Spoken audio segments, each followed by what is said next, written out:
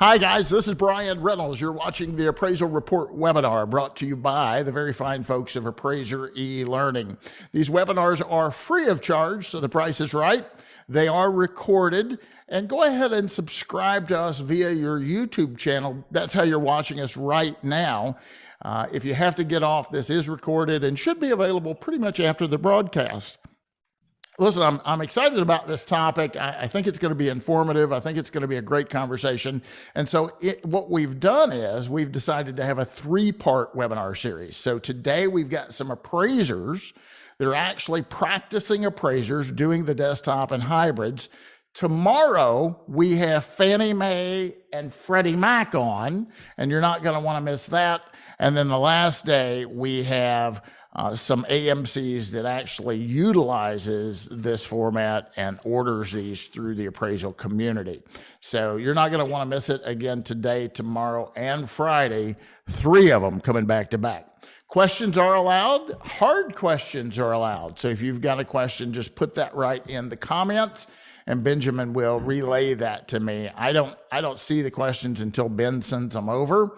So if you're saying hi to me right now, hi, I can't see that. But anyway, we encourage your questions. We ask that you be polite, civil, and professional. Hard questions, okay, but we're not going to let you, don't call me a dummy. I won't call you a dummy. How's that? So without further delay, let's go ahead and get started.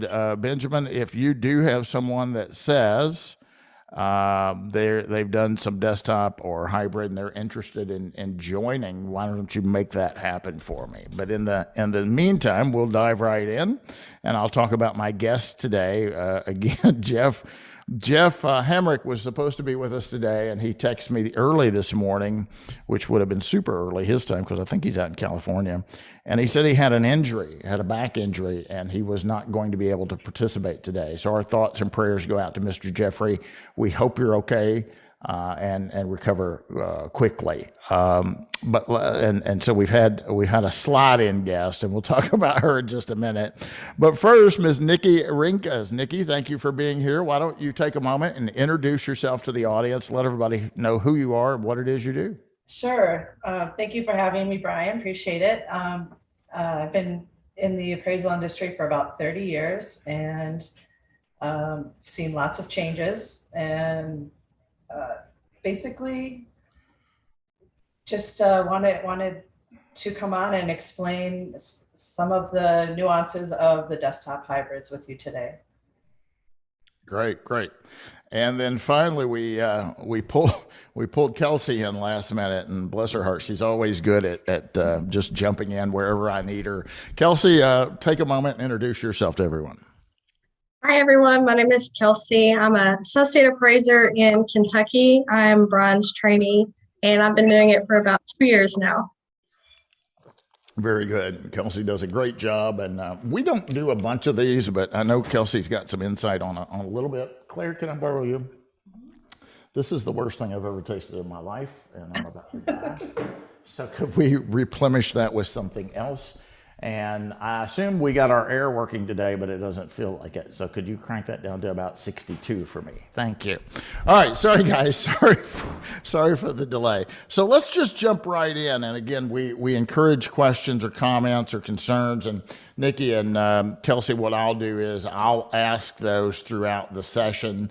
One thing that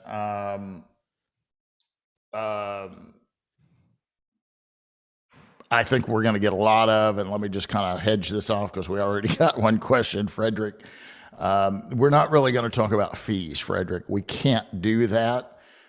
You can do appraisal services for free if you want to. Okay, that's a business, and I've actually done some appraisal services for a nonprofit organization. I did an appraisal for Habitat, and I didn't charge them. And then, a few months later, I got another call, and I did another one for Habitat.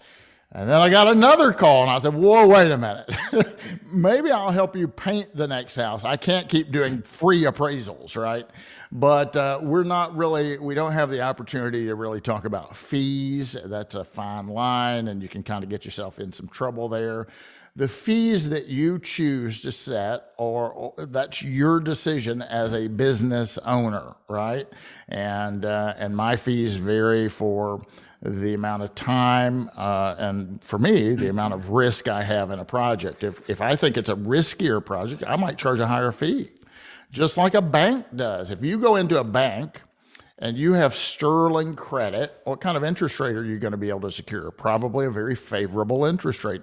If you go into the bank and your credit rating is not so great, if you can even get the loan, what happens? They're going to charge you a higher interest rate. Why? Not because they don't like you, but because you represent a higher level of risk for that financial institution. And so if I'm doing something that I feel that there's more risk to me as a business owner, I'm going to charge a higher interest rate, if you will, just like the banks do. So as an appraiser, you get paid for two things and two things only. You get paid for your time and your knowledge. The more time I spend on a project, the more I'm going to charge. The more I got to use my brain, the more I'm going to charge, that type of thing. So, but Frederick, I'm sorry, we're not going to get into detailed questions regarding that. So sure, Ben, if someone says that they are doing desktops, bring them on into the conversation. Okay, Nikki, so let's jump in. So how long have you been doing, let's just stick with desktops right now. How long have you been doing desktop appraisals?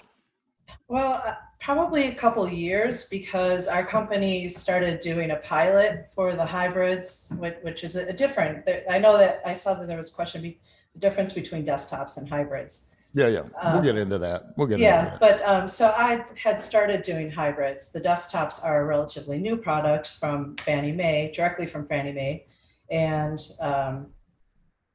if we count the hybrids, for a couple of years now. And even before that, I was part of a pilot program that was testing the technology that the third-party inspectors use when they go out and collect this data. So I think from the beginning, I had I got over my trust hurdle earlier than most appraisers, because I could see how the data was collected, and that it's a pretty streamlined process. They can't really make things up. They're coming in unbiased about it. They're just doing this inspection and turning it over to, in my case, the AMC, and then they're kind of doing their first round of vetting it and then initiating the orders. So you've jumped. You're talking a little bit about hybrid as well, and so let's just dive into that. I think that's the bigger heartburn that most appraisers have, right? The desktop's one thing, because you're not relying on. I mean, you're relying on sources of data potentially, but you're not relying on a third party going out and looking at the property. So that's the big heartburn conversation. So let's just jump into it. I used to be that appraiser for decades that, by gosh, if I'm going to sign something, I got to see it, right? If my name's going on that, I gotta walk through there and see it with my own. And I came off of that many years ago because I got informed. I got educated. And, I realized that, hey, if I was going to appraise a 400 unit hotel, I wouldn't go into every unit. I'd go into maybe some of those. Or on a new construction, I don't go into, hey, Kathy, we don't go into the house on a new construction. We see dirt, for crying out loud. Right. And so that kind of opened my mind to that a little bit. And Nikki, I'll come back to you in just a second. But Kelsey, we in our office, we haven't really done a bunch of these things, right? But I do want you to share, so to let the viewers know, we run more of a bifurcated system. Now, don't throw anything at it, because when I say bifurcated, people think that automatically means hybrid, and it doesn't. It doesn't. A hybrid, by definition, would be bifurcated, right? It's two different people doing two different things. But a bifurcated isn't necessarily a hybrid. For instance, Nikki's a certified appraiser, Kathy's a certified appraiser, I'm a certified appraiser, and Kelsey's an associate appraiser. All four of us could work on a project together. We'll say Kathy does the sales comparison approach, Nikki does the cost approach, Kelsey does the income approach, and I just sit back and manage the process. I got the easy job, right? Or I review it, or I go do the inspection. We all four have contributed to that. And then we get to a round table and we have a discussion and we reconcile and we discuss about it and we decide, yep, this is where we're at. All four of us could sign it. Or I could sign it and list you guys, or any combination. There's a whole bunch of things we could do there. But the point is that would be a bifurcated appraisal. We all did a part to get the finished product out the door. So Kelsey, we do that already, right? So Kelsey, you do some analysis when an appraiser or trainee has went out and did the inspection. That goes pretty well, but you have done a couple where they've sent you property data reports, I guess. So talk to me, and I know what you told me the other day. Talk to me a little bit, let the viewers know what the difference between those were, and did you get enough information in which you felt you could get credible assignment results? Or trainee has went out and did the inspection. Benjamin, thank you, sir. Go ahead, Kelsey. For the one that we did, we were sent information by a third party, and they provided just as much data as our appraiser who would normally go out. I feel they sent a floor plan. They sent even more pictures than our appraiser actually normally takes. There was significant information regarding updates that the homeowners have made. They had asked them questions about everything we would need to do, or that I would need to do the analysis of the report. Yeah, so we created a little questionnaire, right?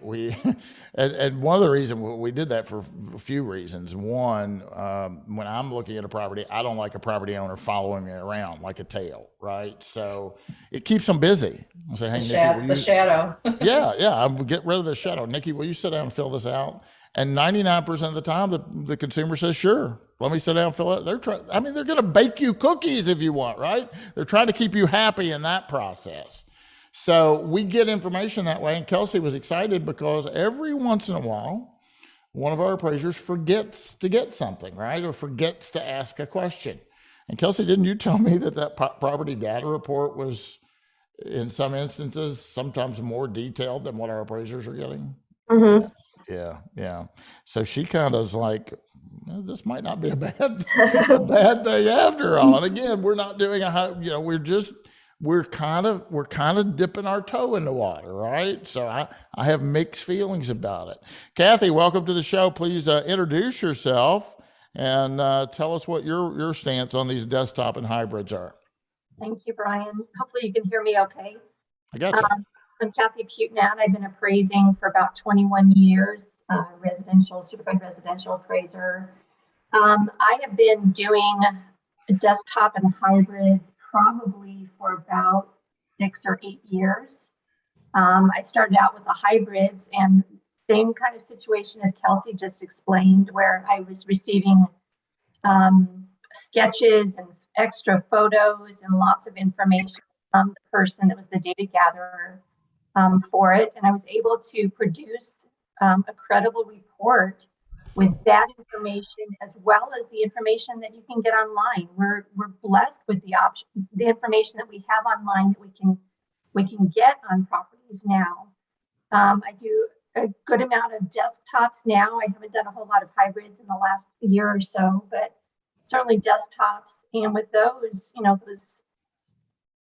we have the same type of information online. And if we can't get that information online, then it's probably not suited for that type of a product. And then we need to go back to our client and say, I can't produce a credible report because I don't have enough information.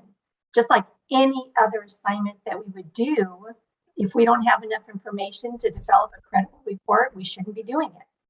So, Kathy, that leads to a question that we have with what you just said, and again, I want to remind the viewers that this is a three-part series. So, tomorrow we have Scott Reuter, Chief Appraiser with Freddie Mac, and Lyle Radke, Chief Appraiser with Fannie Mae, here to answer your questions. So, some of the questions that may be coming in today might be more appropriate for those GSEs, but feel free to ask your questions today. Today is the appraisers that are doing these products.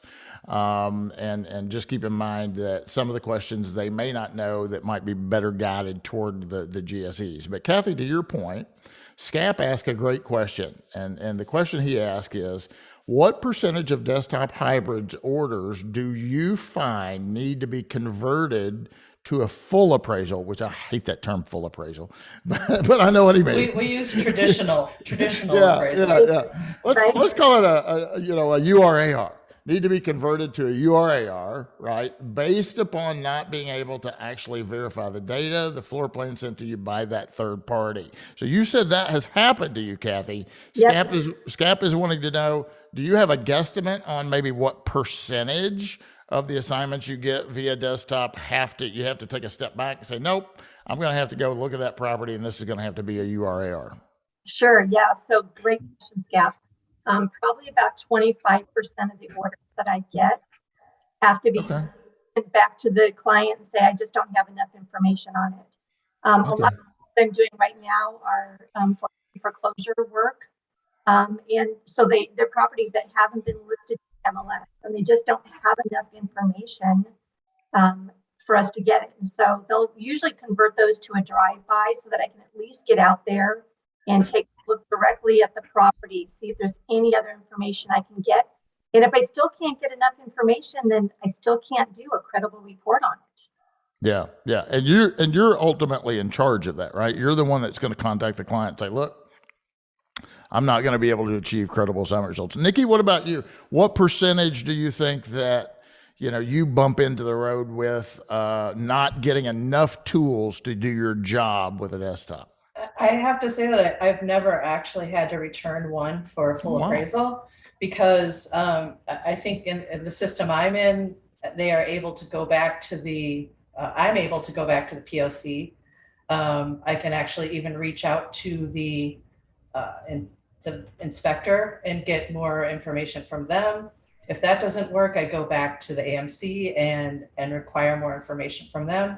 And they've always been able to provide clarification that I felt comfortable with moving forward. So I've had zero. So you've been able to figure it out. Yeah. I've been lucky. And I think the process that the ones I'm getting are using is very thorough. So the information is there. If there's one photo that's off and I don't like it and I want a new one, they'll send them back out to get a new photo. So great.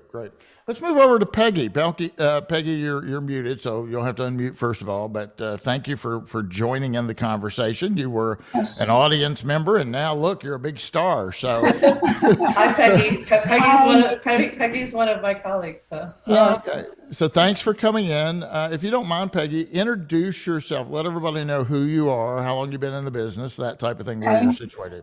I'm Peggy Tipton. I've been doing appraisals for about 22 years. I work with Clario with Nikki, and I've been doing desktops for years, but been doing desktops with the new desktops and hybrids for just a few months, but I'm very versed on it. I've taken McKissick courses on it. So I've learned a lot through that. But the differences there are several differences between the two that I've learned. So they're quite a new monster, but they can be tackled very easily if you take the time to learn the difference between the two. So Peggy, I think that the audience here today, it's a highly intelligent group. So I think that we all can appreciate the benefits as a practicing appraiser with regard to the convenience of doing a desktop, You can be at the beach, for crying out loud, doing a desktop, or, a houseboat. That's what I want to do. I want to get a houseboat, just move my office to the houseboat. Sure. And you really, with Zoom and being able to meet this way, with able to do desktops and review work, there's probably a business model that would accommodate that. So we understand, the benefits for the practicing appraiser to have the ability to work from anywhere, not have to fight with traffic, et cetera, et cetera. What are some of the downsides, or in your opinion, are there downsides to doing a desktop as opposed to, let's say, what Nikki called it, the traditional appraisal method? Well, the downsides, I'm not sure I can think of any really downsides. You do have to keep in touch with your POCs and your inspectors that are doing the floor plans, because you will see that there might be some discrepancies in what they're giving you as far as information in the inspection and what you see in your photos and in your floor plan. You may have to go back to them several times to get some clarification, which I, in fact, yesterday had to go back because my photos did not match what was put in the inspection report. That's a downside to doing these types of reports. As far as physically, there's no downside. Like you said, you get to do it wherever you are, wherever you have computer and internet. That's the good side of it. Other than that, I can't think of anything physically. Okay. Yeah. Kathy, what as far as the downside, let's take it one step further and say not necessarily the downside to the appraiser, right? Because the appraiser may be happy with it as long as the volume comes in. They're happy with the fee. They might like having that less work, if that's fair to say, with driving to the property, scheduling the appointment, all that good jazz. But let's talk about the risk from the lender's perspective, and we might say, well, who cares? Why does the appraiser care about that? Well, we have another housing crisis. I care about that because I helped bail the last one out. All of the taxpayers were impacted because we had to clean that mess up. And so, is there a higher risk involved with this collateral valuation in that we do have a non-appraiser, someone that's not skilled in the art / science of appraising, doing part of the job that historically the appraiser has done? What are your thoughts on that? Well, my first thought is that just like with any other client, if we're vetting our clients properly, then we're going to also vet clients that are sending us these types of assignments. And if we vetted that client, then we should also expect that they're vetting their data collectors as well. They're not just going and getting some Joe off the street to do the data collection. And we need to be able to vet that properly. We need to ask those same questions that we ask to our other clients as we're bringing on new clients. Where do you get your data collectors from? Who are they? I've done enough of them for certain clients that I vetted that I see the same names come through, and I've been able to see that consistency with the same data collection from those same names that come through from those data collectors. You can also, do some research on those data collectors, Google their names, find out who they are, what their experiences are as well. And I don't see any reason why you shouldn't be able to reach out to those data collectors and ask for more information, as it's already been discussed. We also make our assumptions in the report. We use those and we're given those to use in order to cover any type of risk that might be out there for us with regards to the data that we're using. We're not using that blanketly as far as to cover our everything, to just do them quickly and stuff, but certainly to cover those things that maybe weren't out there. I use a lot of other online sources as well, because you can Google the street address and get a whole slew of information. Usually, Redfin is a great source. There's other sources online that you can just pull data on those properties and confirm the information that's been given to you. Nikki, how many desktops can you do in a day or week? And you've been doing this, so in comparison to you that's been doing this for a while, someone that's watching right now that says, "All right, I'm going to give this thing a try." Realistically, how many could they do in, let's say, a day or a week, especially just starting out? Well, let's just say a day. So for a normal day, and I know this varies for every appraiser and depends on what market you're working in, all of that good stuff. But in my market, I'm in a densely populated urban market. The inspection time, getting there, doing that isn't really as much as it would be for somebody doing a rural appraisal. So let's just say, keep that in mind when I say what I can do. So maybe can do 1 to 1.5 appraisals a day, traditional. With these, I could maybe do 2, 3 if there's no complexities with them.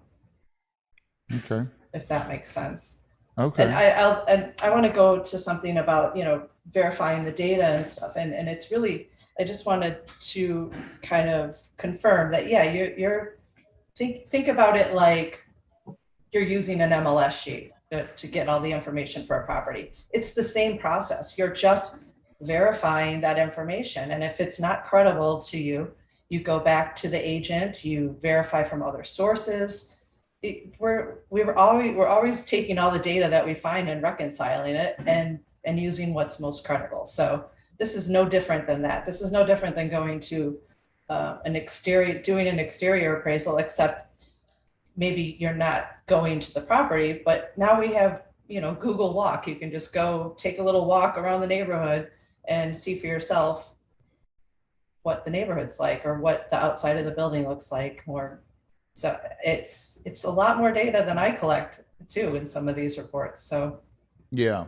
And let's go back to Kelsey on that. What you just said, Nikki, it's a lot more than you collect. So Kelsey, we've only done, I don't know, a handful of these, right? We haven't done very many. We're again, I have mixed emotions about them, folks. And so, we're again trying to make some informed decisions and not just automatically be negative on this.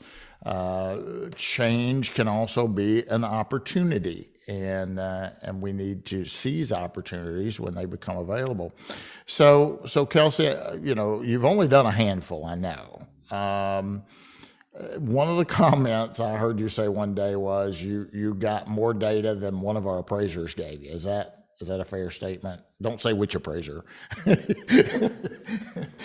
He or she might be watching. But do you feel, let me just give you a scenario. Do you, and I want me, I want your honest answer. You don't know the question I'm going to ask you, and I don't know the answer you're going to give me, and that's okay, right? You still have a job. Do you feel that if we got a non-complex assignment in and Matt or Sean went and looked at it, or you got the detailed list that you got, and let's just use, because I know different companies send different level of detail. Let's use the one in particular that you were impressed with the other day, right? Do you feel that you could achieve similar results using either one of those, or better results using one over the other? I mean, I like to think the results are going to be the same, but I guess your level of detail could differ depending on who did it, right? Mm-hmm. I feel that I had either the same amount of data or better with the hybrid that we did. I definitely didn't have less information, so to me, it was honestly about the same. There was more pictures than our appraiser normally takes. I have the sketch pulled up here. We had just as good of a sketch, if maybe not even better, than our appraiser normally provides, because it had interior doors and floor plans and stairs. And so I would say it took me about the same amount of time, if not less, to do the desktop. Yeah. Well, you're safe, but maybe I need to talk to my appraisers now. No, I'm kidding. So guys, we're already unbelievably at about the halfway mark, and I want to thank Kathy and Peggy for jumping up here. We've got a couple other folks we're going to pull in, so we're going to roll you guys out. But thank you very much for jumping in and being our guests today, Kathy and Peggy, especially on short notice. Thank you very much. Can I make one other comment before I go? Sure. So you made the comment, change can be an opportunity.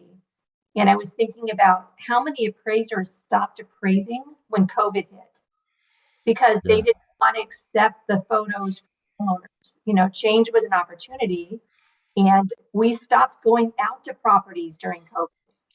We stopped doing that data collection ourselves. We relied on photos and those walkthroughs from our homeowners. Yeah, and you know, I'm excited to see what the foundation comes out with inspections moving forward, because you know, when I was in the hospital with COVID, my doctor visit was through a window. You know, hi, how you doing? You know, just want to let you know, I'm not coming in there to see you. And then we did a follow-up appointment that was virtual. So if I can have a physician check my health out virtually, why can't we check out the characteristics of a house virtually, right? We're actually in some exciting times. Thank you, Kathy. Great point. Thanks for stepping up.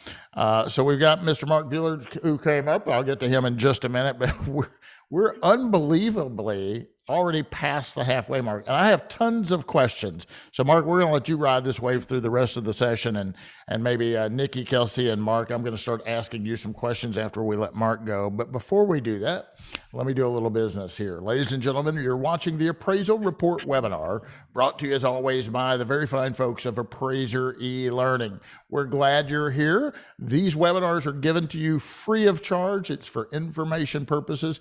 We try and do one about once a month. We've been a little tardy on that lately. We apologize. We also have a podcast that we do on a regular basis called the Appraisal Update Podcast. Many times I have guests on that program, just like you have guests today. Many times it's just me. And those segments are about 30 minutes or so. And you can find that wherever you listen to podcasts, called the Appraisal Update Podcast. We would welcome you to check that out as well. Finally, if you need some CE, check us out at appraiserelearning.com. We have a whole host of online courses. We have virtual classes, and now we even have a road show that runs around the country every once in a while. So if you want more information on that, check with Ben. He can get you some details, appraiserelearning.com. And then finally, just because you're here and I like you, I'm going to give you a little discount code. If you use my name, BS Reynolds, right there, BS Reynolds, you'll get a little discount. So just type that in as a discount code, BS Reynolds. That really is my initials. Don't make fun of me. And you'll get a nice little discount. So thanks for being here. Mr. Mark Bueller, welcome, my friend. Glad to see you again. Hope you're doing well. Unmute yourself. Tell everybody hello. And hey, you can Brian. talk to us about desktops. Absolutely. Good to see you again. I like your bespoke suit. Yeah, you got your name inside there. So tell everybody who you are and where you're at. Where are you located? I'm in Southern California, in Orange County, right between Los Angeles and San Diego. And go ahead, and you're a big green guy. Tell everybody about that. Oh yeah, I teach classes on solar and on valuation of green and energy efficient properties. And I have been dabbling and learning about desktop appraisals for at least 5 years now. Okay. I've been doing a number of presentations and trainings on these various products, from the proprietary online offerings into the 1004P that has now morphed into the URAR hybrid and the URAR desktop. So I'm very well versed in all of them. However, I have not completed very many of them at all. Okay. Right. I do spend a lot of time doing desk reviews, however. Is there a reason why you haven't done very many? Yes. I know we're not going to talk about fees, but a lot of these presentations would talk about sitting in your bunnies, you know, in your slippers and your jammies and making X amount of dollars per hour. I have found that doing reviews at home in my fuzzy slippers pays a higher rate. Okay. So it's just a that- business and- decision as to, yeah, I'm with you. Well, and then we get into liability in the beginning of all of this. And still, I'm not sure how it works with the property data inspector, how they don't put their name in the report. They don't take a lot of credit for what they've done. The certifications kind of turned me off a little bit. But I think an interesting twist on this now is I think it would be very hard to be called out for being biased when you're not at the property and really don't know what's going on with the property. And then another twist is in my market, and I'm sure everybody's market, purchase transactions have been very difficult. The contract prices are typically much higher than could be supported, at least over the past year or during this past couple of years. The amount of heat that we take when we come in under contract is at this level. If we're not the one that goes to the house to see with our own two eyes, and then we don't make the contract price, I could only imagine. Yeah, and so that's where I was just going to go with that, because you mentioned, you know, the biased issue and how you think that might diminish that a little bit. And I really don't know if I buy that, Mark. I think if someone wants to make an allegation, they'll make an allegation, period, right? And maybe I'm wrong, but the defense that you weren't there, I don't think that's going to be a great defense. Okay. But what you just said really sparked something with me. And so, Nikki, have you had any of that? You've done a desktop, and whether, you know, a purchase or a refi, I don't care. It's a situation where the consumer is not happy with your value conclusion, right? Your opinion of value. My house has to be worth more than what Nikki said it was.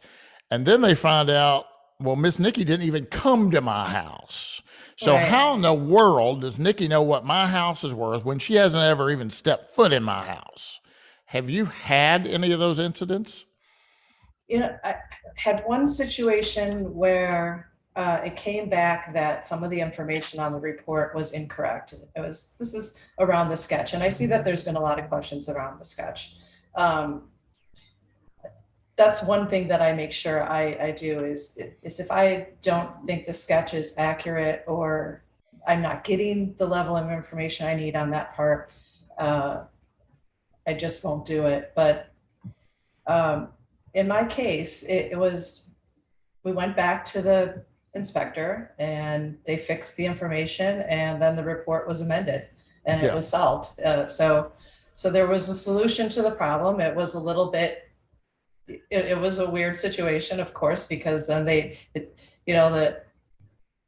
wheels start turning in their head that, yes, I wasn't out at the property. So you have to kind of explain the bifurcated process and all that. But I think we're in the beginning of all this. So more education to the borrowers and appraisers is necessary. So and so that's the area that would have a concern for me. And to your point, you know, hey, there was an error, we fixed it, so you know now we have better data, we have a different opinion. I get all that, but you know what I'm real curious is in these incidents where you think the value is here, the consumer thinks the value is here, and nothing's going to, you know, they do a request for reconsideration, and the stuff they send you doesn't help, right? Right. And none of the physical characteristics are incorrect. They're all correct. I think it goes back to what Kathy was talking about, is like we vet our clients, and you know, I work for a company that heads off a lot of those questions before they get to me. So I'm only getting that if it's a situation where they feel like I actually made a mistake with the valuation process. We're hired to value the property. We're not hired to make somebody inspect happy and take photos, and you know that, yes, that's traditionally been part of it. Right. but you know, if they find a problem with my adjustments or a problem with my approaches to value, that's fine. If there's a problem in the value, or if there's a problem with the data I've been given, I can correct that and then adjust my report. So as far as liability goes, I'm not that concerned about that. Okay. All right. So we have tons of questions coming in. Let's just start diving into those. Maybe some of them we've already answered. I don't know. But Kelsey, Nikki, and Mark, if you'll help me with some of these questions, we'll jump in. So the first one was about fees, and I said we're not going to go down that route. All right. I could say something about that doesn't involve actually, Go getting ahead. fees out, which is you have to figure out how much time are you saving by having the scheduling, inspection process done, comp photos, all of that. So say it takes you a third of the time to do that part of the appraisal. And you know what your fees are. So just request, 2/3 of the fee that you would normally request.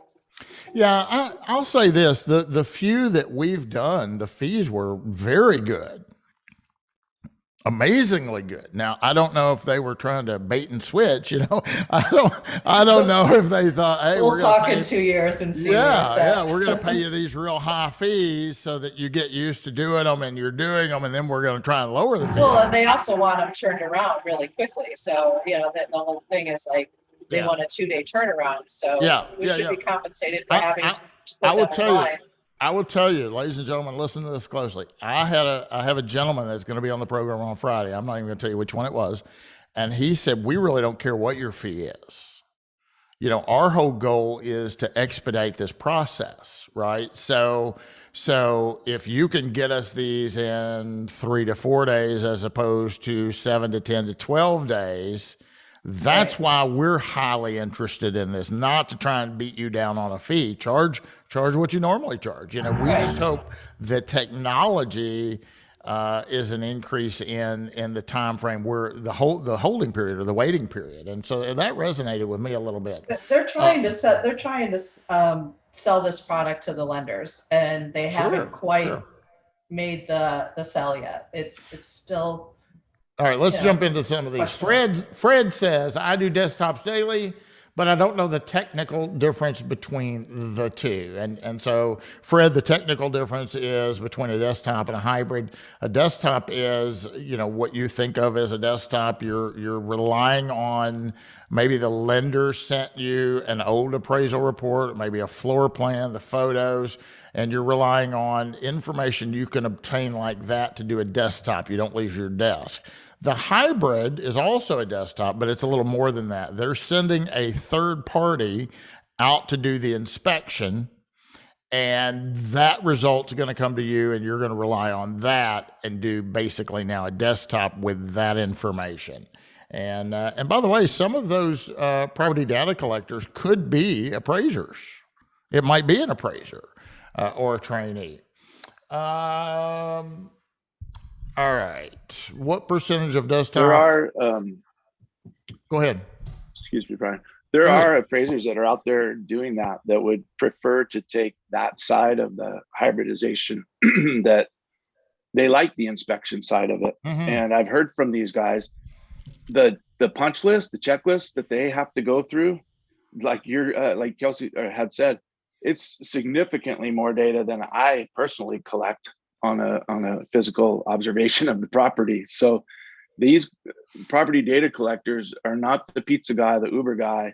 These are typically realtors, or in some cases appraisers, that have a very long list of items, and the amount of photographs, like she mentioned, that they are providing. I've sat through different companies' presentations.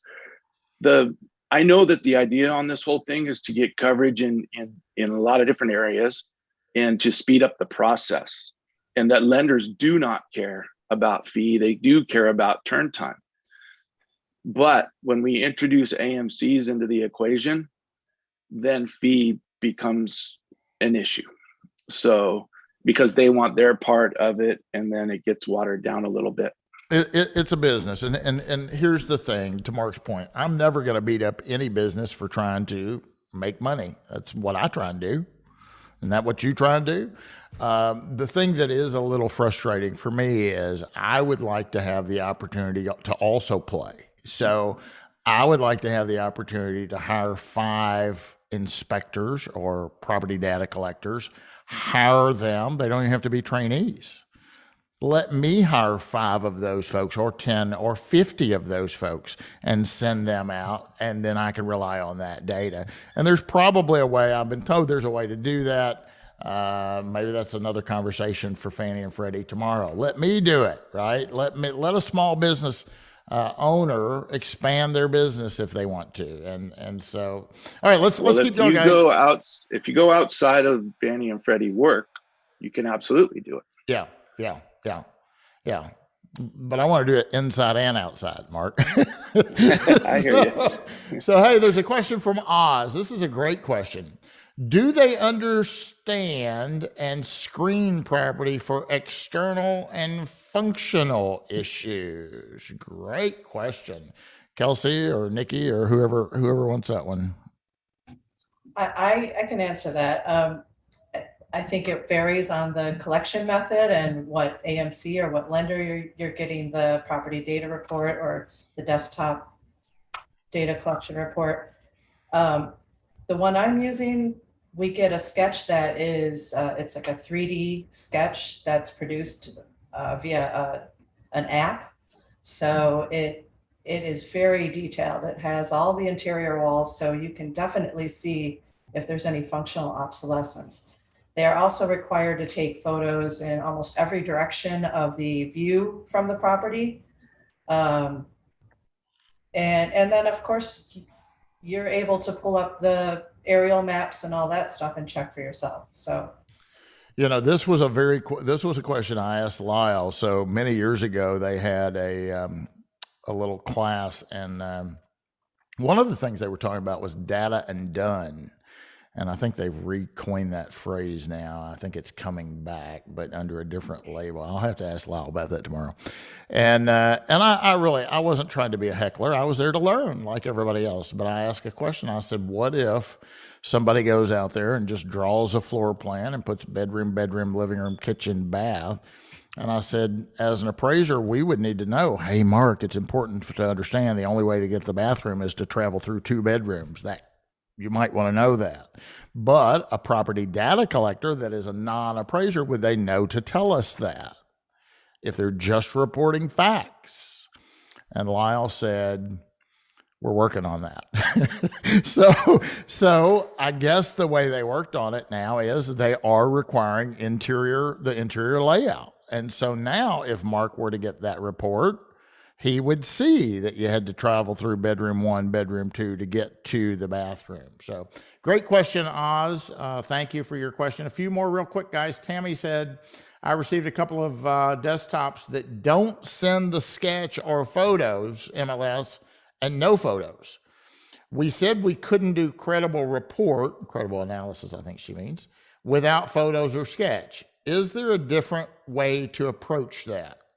So, Nikki, you get an order to do a desktop, but you don't get the tools you need to do it. well, What's your next protocol? I don't think those are the types of desktops we're talking about here, because we're specifically talking about hybrids and the new Fannie Mae desktop rollout, which requires the Fannie Mae desktop, I think, requires a sketch. I mean, I think you have to have it.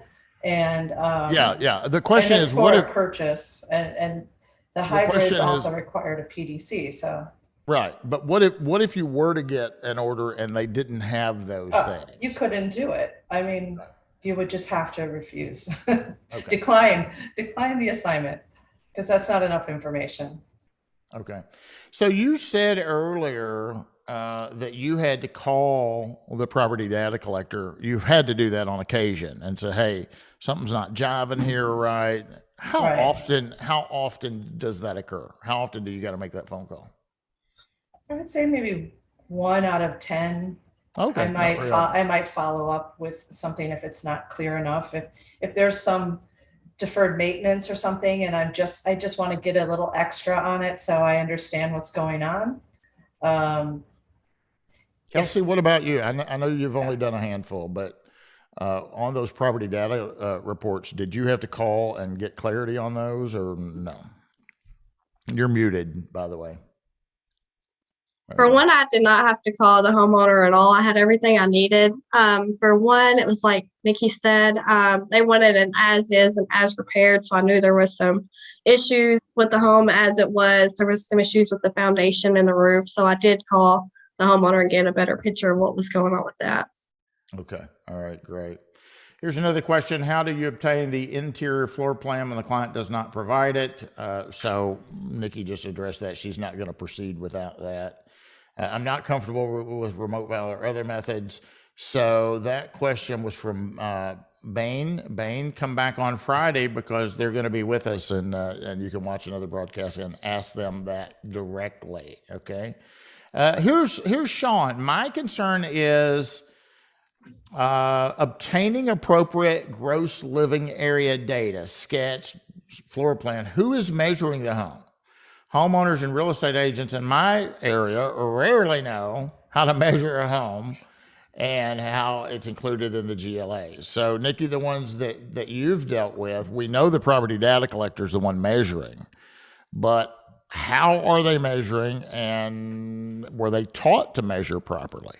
I know before Cubicasa, they started using Cubicasa, which is a scanning software.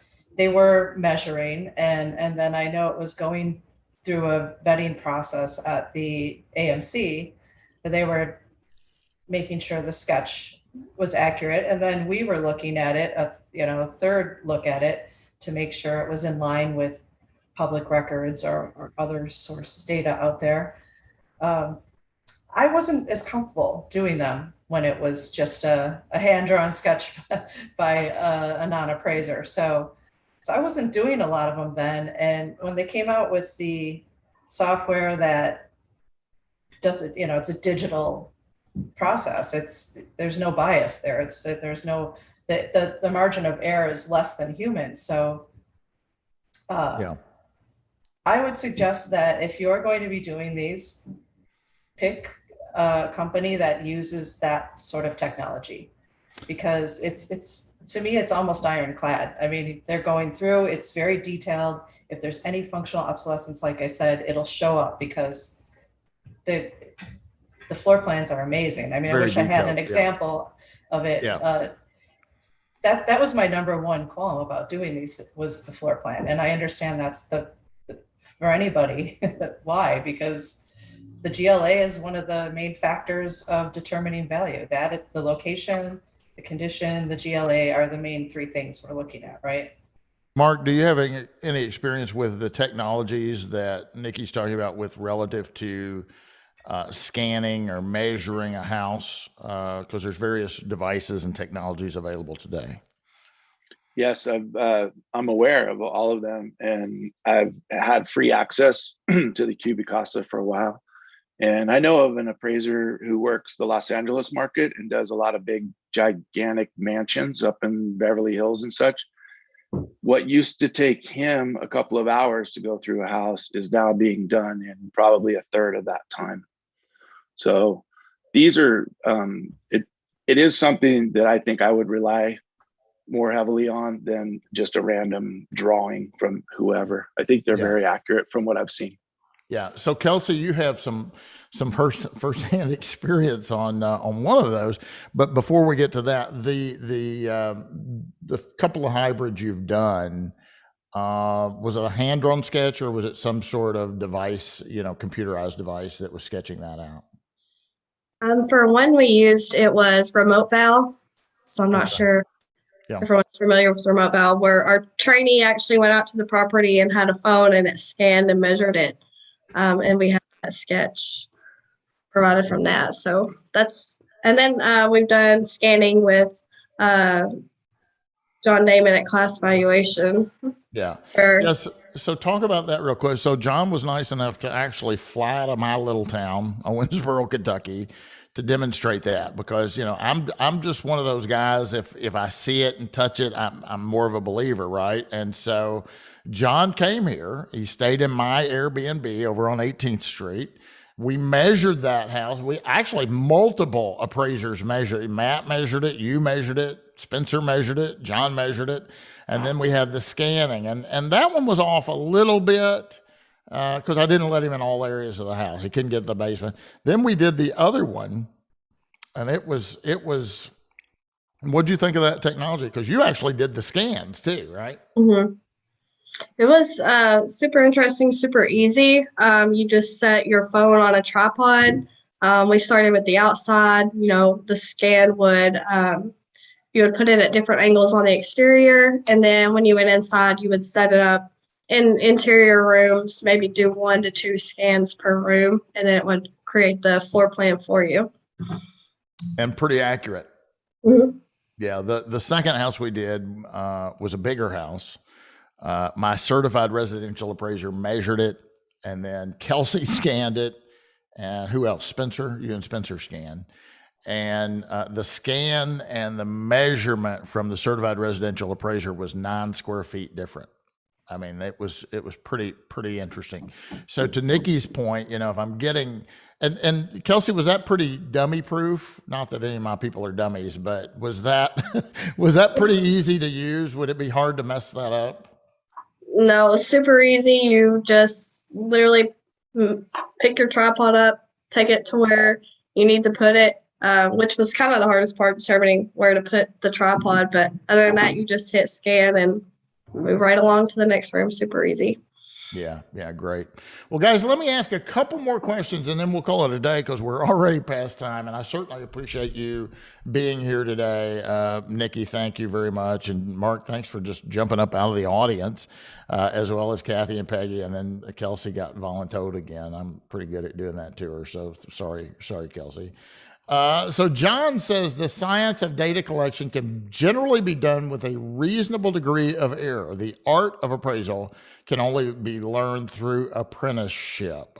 I suppose that was a comment. I don't disagree with that comment. I think that's a good comment. So here is a problem with hybrids where a PDC report is provided is that the PDC agents are including enclosed patios, other similar degree of GLA. Yeah, we talked about that a little bit, Bean, already. They're very highly detailed floor plans, and over the next 2 days, we'll be talking about that as well. Nikki, Terry says, have the appraisers doing these renewed their E&O insurance yet? And if so, did that question come up? So do you have any idea about what E&O companies think about these hybrids? I don't, but I will remind everybody that USPAP does not require us to inspect a property. So our liability on that front, as long as you state in your scope of work exactly what you've done, you should be covered.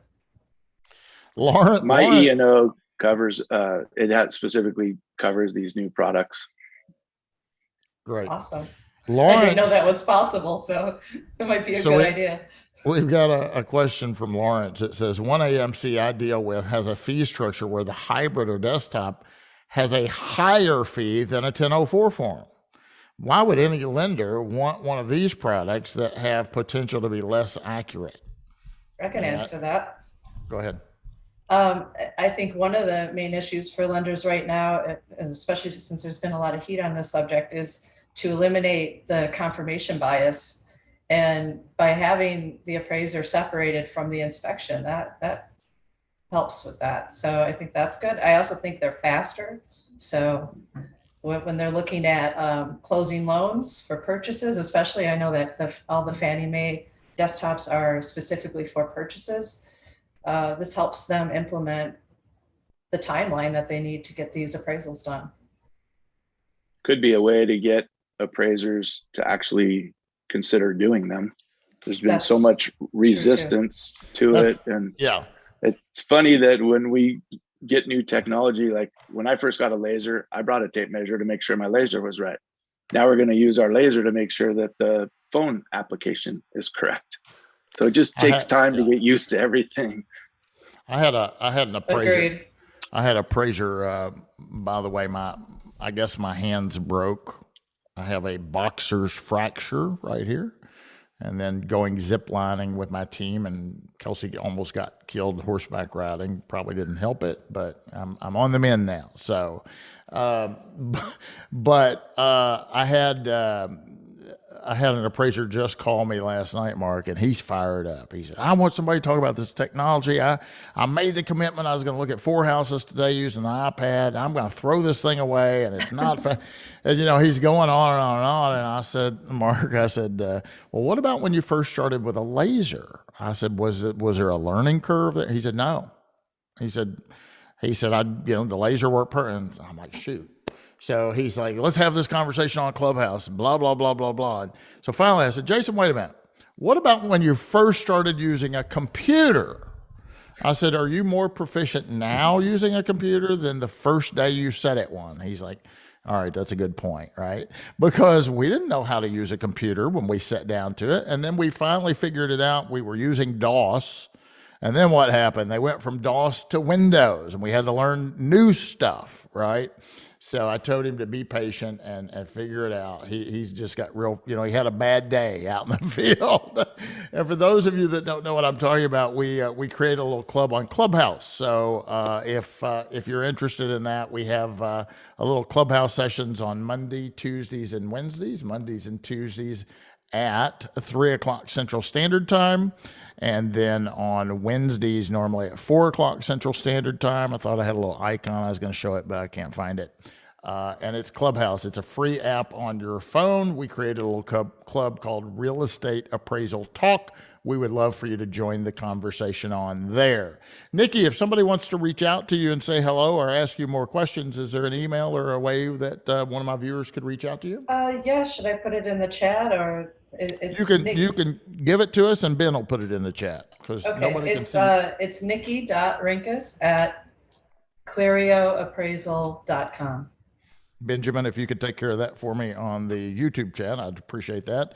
And Mr. Mark, what about you? If somebody wants to reach out to you, what's the best way to get in touch with you regarding anything or maybe green stuff, right? Yeah, the green and the solar. Yeah, email's best for me. So it's Mark, M-A-R-K, at cmpappraisal.com. And Kelsey, no one's allowed to reach out to you, so I'm teasing. Kelsey, if you want to give your contact information, you're muted though, so. Yeah, if Ben wants to send it, it's kelseyrandall12@hotmail.com. Guys, thank you so much for being here. I really appreciate it. And Nikki sprung into action right away.